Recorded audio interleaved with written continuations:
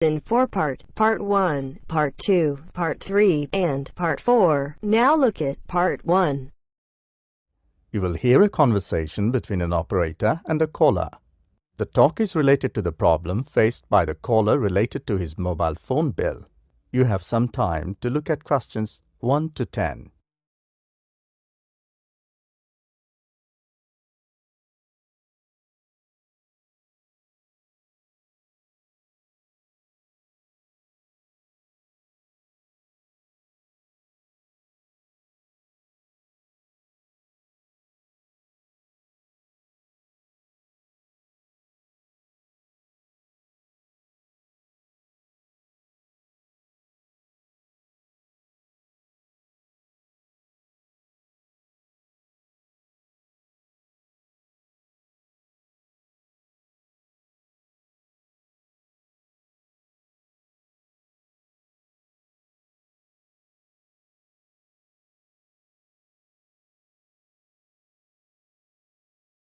You will see that there is an example which has been done for you.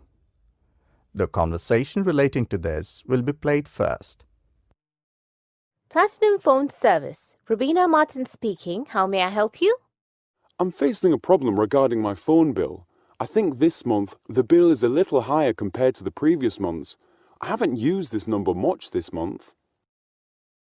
The name of the operator, Rubina Martin, is marked as an example. Now listen carefully and answer questions 1 to 10. Platinum Phone Service. Rubina Martin speaking. How may I help you? I'm facing a problem regarding my phone bill.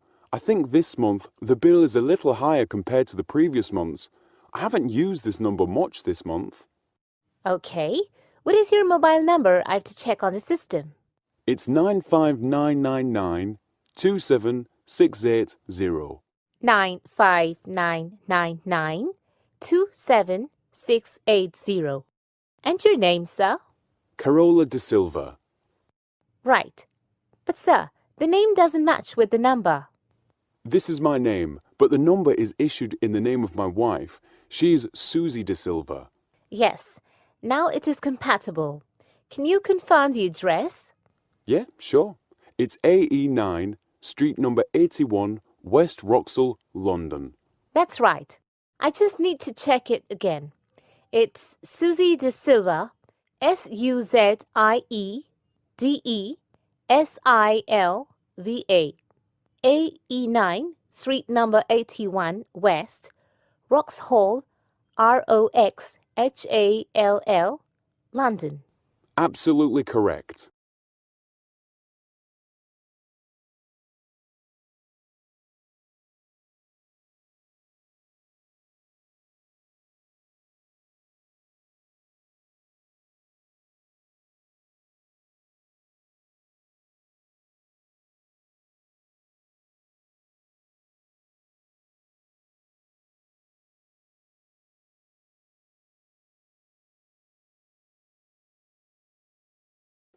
Now, I will check the call details. Kindly be online.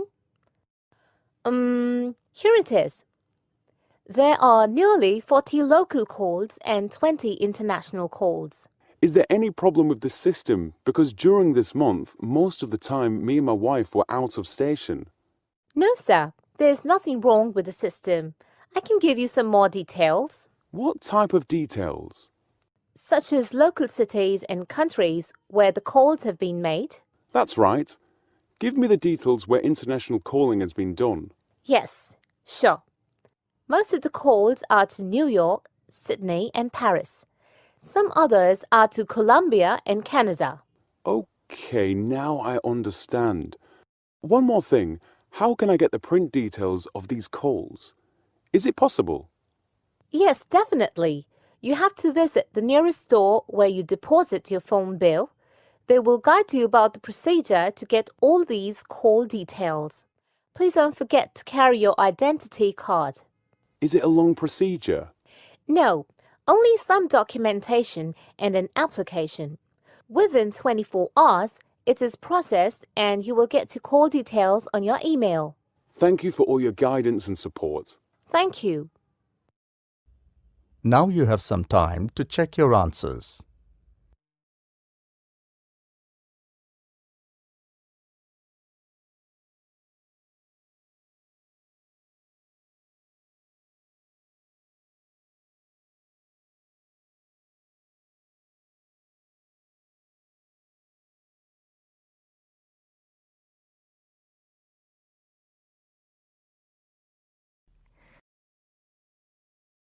Now turns to part 2. You're going to hear a newsreader who is telling news to the people. First, look at questions 11 to 16.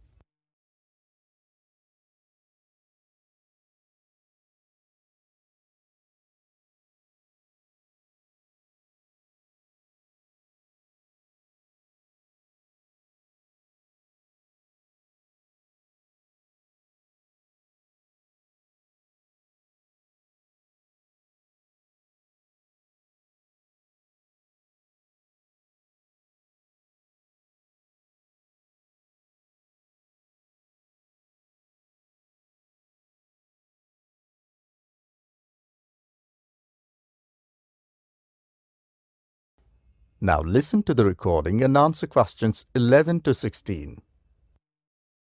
Now it's time for the main headlines and local news for today. First of all, the report related to the proposed flyover and other developments around the village of Strawberry was published. This morning, the news has created a lot of interest. The new flyover will pass along the south side of the village. It will cross the river and separate the village from the city. But that is not the end. There are also plans to build societies, each comprising of 50 to 80 houses. There is also a proposal to build an industrial and technological park where companies can establish their production. A new shopping center, recreational center with all sports facilities and swimming pool is also proposed. All the plans are on the farmland and the government will pay a handsome compensation for it. Now look at questions 17 to 20.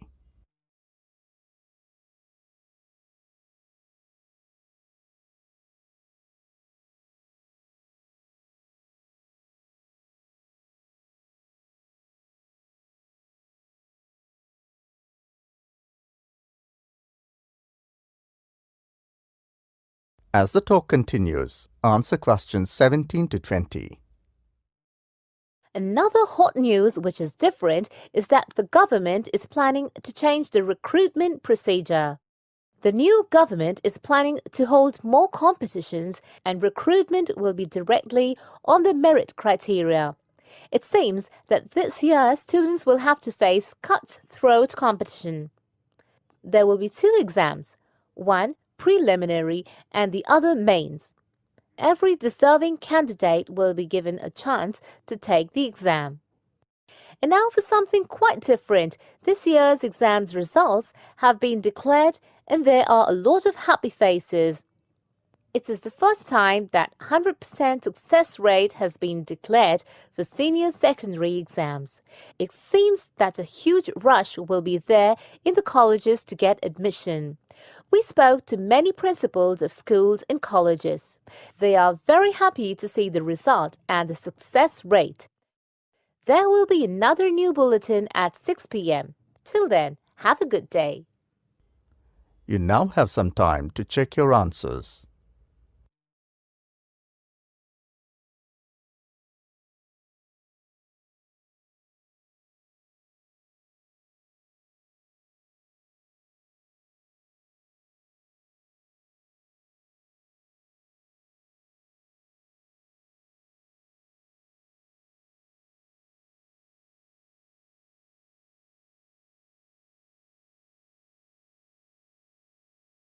Now turns to part 3. In this section, you will hear a conversation between a lecturer and his 2 students, Clark and Lucy. The conversation is related to the marks scored in essays. Look at questions 21 to 25.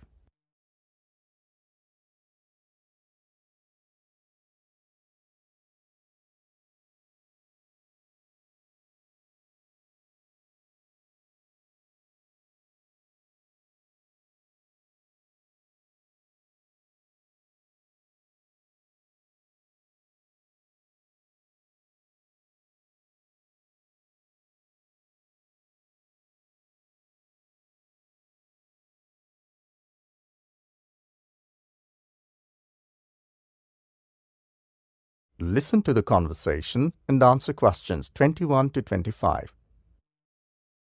So, Lucy, here's your assignment. And Clark, you've already got yours back. Anything you want to ask or any comments? Yes, I would like to discuss the marks pattern, distribution and marks towards final grade. Well, in one academic session, you have to write 5 assignments. Yes, that I know. And each essay is marked out of 20, which gives you a total of 100 marks. Yes, that's right. The total grading is divided into 2 parts. One is written and the other is your 5 assignments. Both are awarded 50% each. Right, so the 5 assignments contribute to 50% of a final grade for the year. Yes, absolutely correct. I scored 16 out of 20 marks for this assignment, which gives me 8 towards my final grade. Yes. And Lucy, how about you? I scored 14 for this one. I've got 7. Yes? Do you want any clarification? Yes, I got very less in this assignment, while in the previous one I had got 18 out of 20. Same with me. Got 18 in the last, and now only 16. Okay, I have to move for my next class. Do you want to ask anything more? We both want to know the difference. Okay. Now look at questions 26 to 30.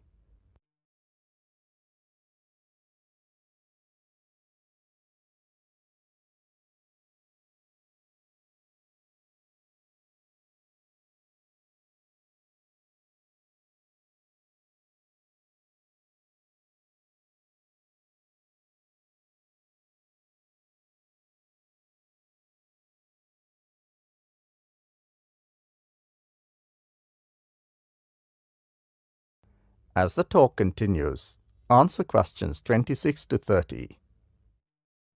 You gave me 16 for this assignment and 18 for my previous one. What is the difference? Was the last one better than this?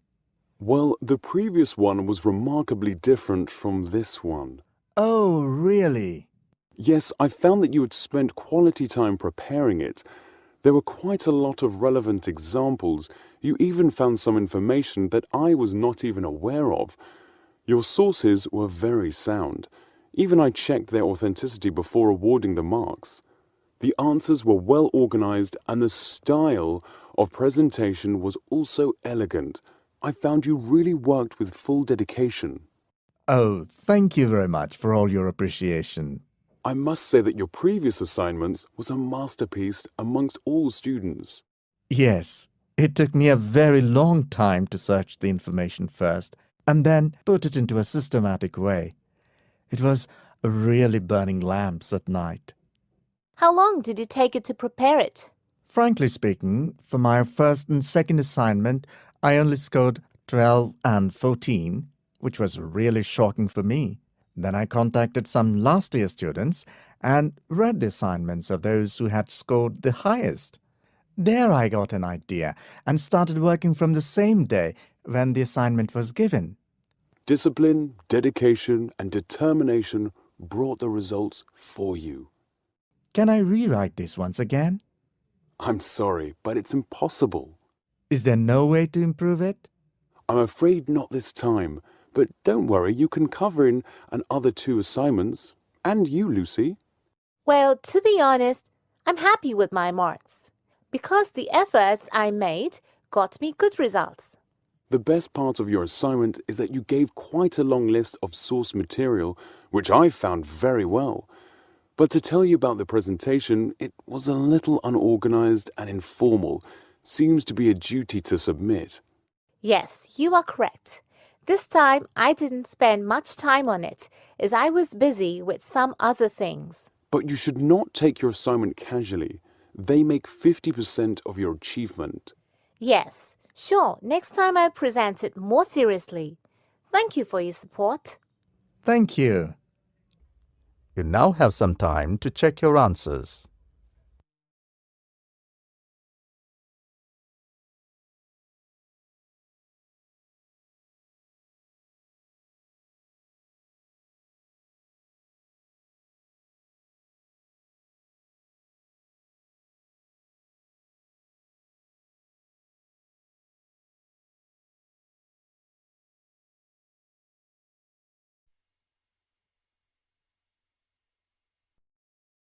Now turns to Part 4. You will hear an extract from a talk given by a lecturer from an archaeology department about moist broadleaf forest, Amazon rainforest. First, you have some time to look at questions 31 to 35.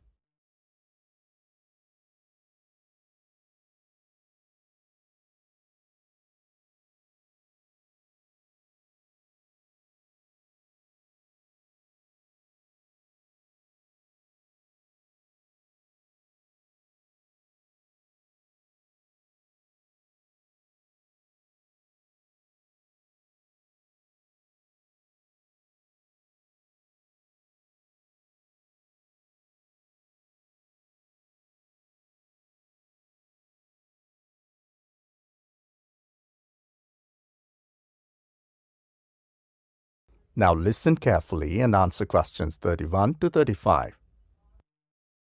The Amazon rainforest is a moist broadleaf forest that covers most of the Amazon basin of South America. This basin encompasses 7 million square kilometers, of which 5,500,000 square kilometers are covered by the rainforest. This region includes territory belonging to 9 nations. The majority of the forest is contained within Brazil with 60% of the rainforest, followed by Peru with 13%, Colombia with 10%, and with minor amounts in Venezuela, Ecuador, Bolivia, Guyana, Suriname, and French Guiana. States or departments in 4 nations contain Amazonas in their names. The Amazon represents over half of the planet's remaining rainforests and comprises the largest and most biodiverse tract of tropical rainforest in the world, with an estimated 390 billion individual trees divided into 16,000 species. Based on archaeological evidence, human inhabitants first settled in the Amazon region at least 11,200 years ago. Subsequent development led to late prehistoric settlements along the periphery of the forest by 1250 AD, which induced alterations in the forest cover. Now look at questions 36 to 40.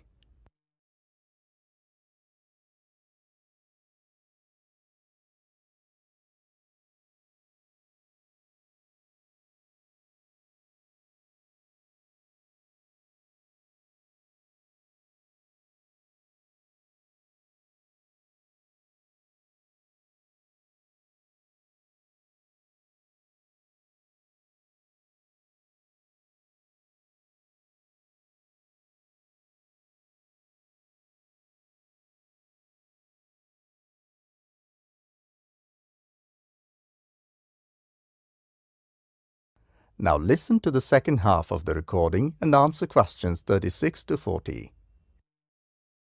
For a long time, it was thought that the Amazon rainforest was only ever sparsely populated, as it was impossible to sustain a large population through agriculture given the poor soil. Archaeologist Betty Maggers was a prominent proponent of this idea, as described in her book Amazonia, Man and Culture in a Counterfeit Paradise. She claimed that a population density of 0.2 inhabitants per square kilometer is the maximum that can be sustained in the rainforest through hunting, with agriculture needed to host a larger population. Some 5 million people may have lived in the Amazon region in 1500 AD, divided between dense coastal settlements such as that at Marajo and inland dwellers. By 1900, the population had fallen to 1 million, and by the early 1980s, it was less than 200,000. The first European to travel the length of the Amazon River was Francesco de Orellana in 1542. The BBC's Unnatural Histories presents evidence that Orellana, rather than exaggerating his claims as previously thought, was correct in his observations that a complex civilization was flourishing along the Amazon in the 1540s. It is believed that civilization was later devastated by the spread of diseases from Europe, such as smallpox. Since the 1970s, numerous geoglyphs have been discovered on the deforested land dating between 1250 AD, furthering claims about pre-Columbian civilization. Alceu Ranzi, a Brazilian geographer, is accredited with first discovering the geoglyphs whilst flying over Accra. The BBC's Unnatural Histories presented evidence that the Amazon rainforest, rather than being a pristine wilderness, has been shaped by man for at least 11,000 years through practices such as forest gardening and terra preta. Terra preta, black earth, which is distributed over large areas in the Amazon forest, is now widely accepted as a product of indigenous soil management.